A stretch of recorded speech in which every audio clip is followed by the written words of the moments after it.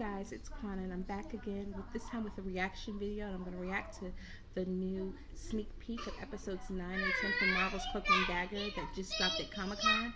I want to dig into it, I want to react to it, and then I'm going to try to analyze what we see going on so we can kind of try to figure it out. Since this is a sneak peek of 9 and 10, we can kind of anticipate this being a bit of a better trailer than the traditional like series trailer that only comes off of the gears of just one or two beginning episodes and doesn't follow the arc of the season. This time we have followed the season all the way through episode 8, so we know what's going on at this point, and this is actually a sneak peek and not just a trailer for a new season, so we can actually kind of analyze this a bit better and make some educated guesses about what's going on. So let's get started. Alright guys, so let's dig on in.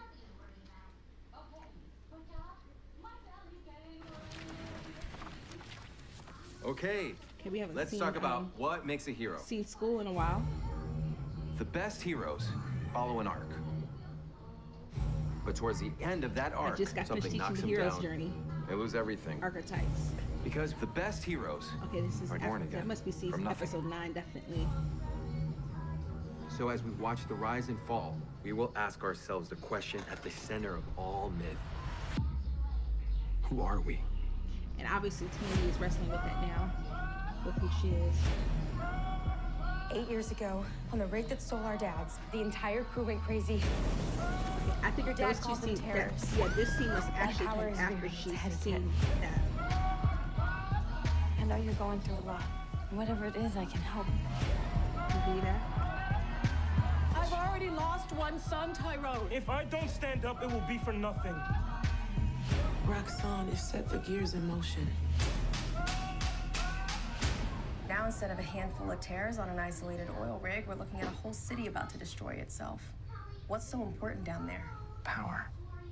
In this day and age, you need to keep up with the Joneses, as well as the Starks and the Rands. Tandy, we got to stop this. Come on! Why you? Because this is our only hope. So maybe she reveals herself to her mom. Listen, I get you're afraid. We all are. Couldn't leave it alone, could you? What fun would that be? Yeah. I'm not letting you Back hold my inside life of his hostage mind. anymore. You okay? Like I said before, if I had a knife of light, I'd kill him, but I don't. No, but you have the power to be wherever you want. Or wherever I'm supposed to be. Die! I'm not gonna let you die in here!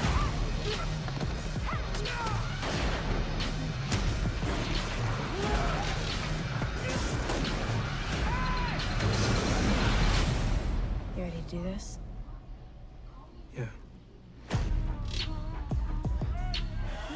Okay.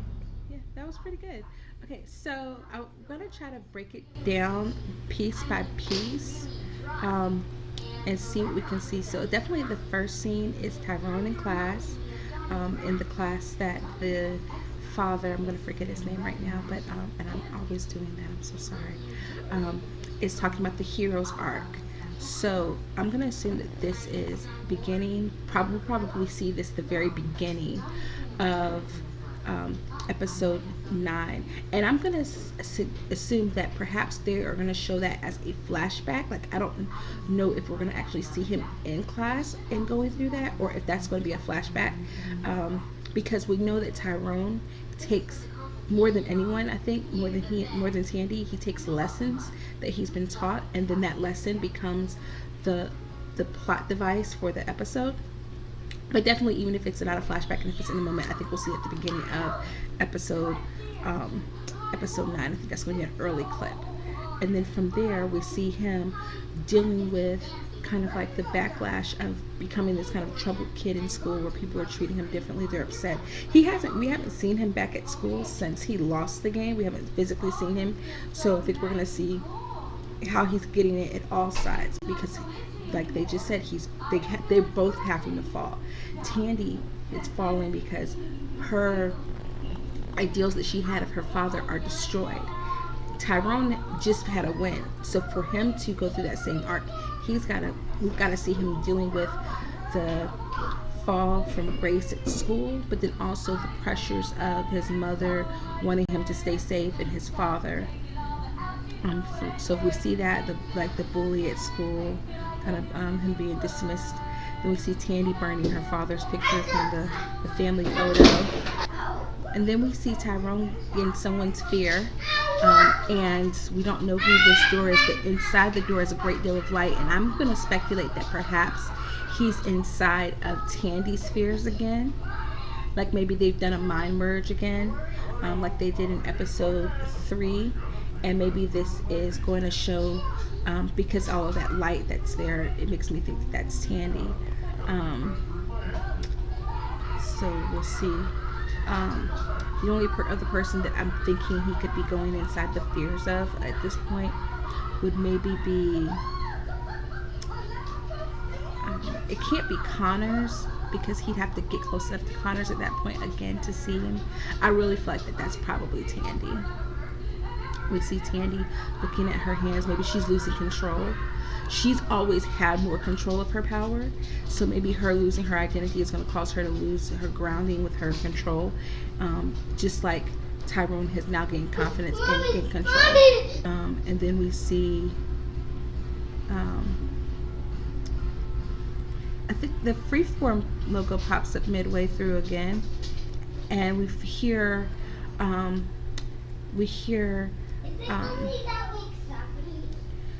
hear Tandy explaining to Mina about what happened on the rig, but it looks like that is actually going to happen, in my opinion, probably after Mina has experienced her own, had this experience with this terror that explodes and turns and then runs towards her.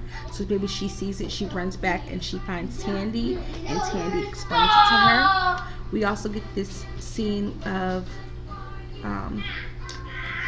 is that Vita? Vita is now maybe, I think, coming into her own mystical power. Okay, so it looks like Evita is offering to help Tyrone, because remember, she's kind of become aware now that he is a key component to whatever's going to go on in the city. We see, of course, he and his mother arguing again about the fears that she has that she's going to lose him too.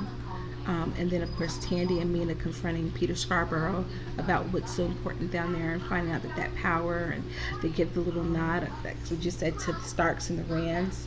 So the two powerful billionaires, he wants his name up there as well. We see the statue down, and I don't know if that's going to suggest that Tandy took the money or if someone stole the money from her. But maybe she's going to give it back to Peter, like she's going to, offer it back as though, like, you can't buy me off. At this point, you can't buy my silence. Then we get, of course, Detective O'Reilly dealing with the fallout from Connors, the fallout from Fuchs dying. Sorry, spoilers for episode 8. We get this scene, and it looks like it's like back in kind of a confrontational scene where it's almost set up the way that Tyrone had his scenes, where he was envisioning being able to take down Connors, but it was like all of these old-fashioned ways of doing it. But that doesn't look like Tyrone in the clip. It's very hard to see, but it looks like it's someone else. It looks like it could even be perhaps Bridget, so it's kind of hard to see in that one. Then Tyrone, of course, confronting Connors again. Connors tries to shoot at him. It's a near miss, and then he appears back with Tandy, and then they find out, they see that something's going on with the rig, or it's going to explode again, and so they're going to teleport back to where that is. But Tandy is like offering to help him. She shows back up. She shows up really fast, so that's impressive. I suspect that we see the terrors. The terrors are going to be like the zombies, I guess, of Marvel's world now. They're trying to kind of pull in something to that effect. Not quite full-on zombies, but close enough to it. So I'm guessing that this is going to be something that they're going to deal with. If they can't shut it down this season, this is something they're going to deal with next season. I suspect they're going to play around with it, and with these 2 episodes, see what the viewer response is before they go forward with next season. That's just what I suspect. But then it looks like we see a merger of Tandy and Tyrone's powers. So they're figuring out not just how to work their powers by holding on the hands of someone else and going into the person's hopes and fears, figuring out how to converge their powers by touching, like how to possess it so that it doesn't explode them, but perhaps that they can contain it and use them together. So we're going to see that happen. And that's what I think we're going to get left with. I think we're going to get left with this idea of them being able to use their power, and I suspect they'll leave us on a cliffhanger where we won't know what happens until the first episode of season 2. But I'm very excited. I don't know if you've noticed, but these last few episodes have moved very, very quickly. And for a lot of people who complained about the pacing in the beginning episodes where they were doing that huge character development, I would say that it was worth it, in my opinion. Not just standing for the fact, not being a stand for the fact that it's a Marvel, but it's one of the better Marvels, in my opinion, for character development. Like, I genuinely have pretty much cried on like 4 out of, at least 4 of the 8 episodes.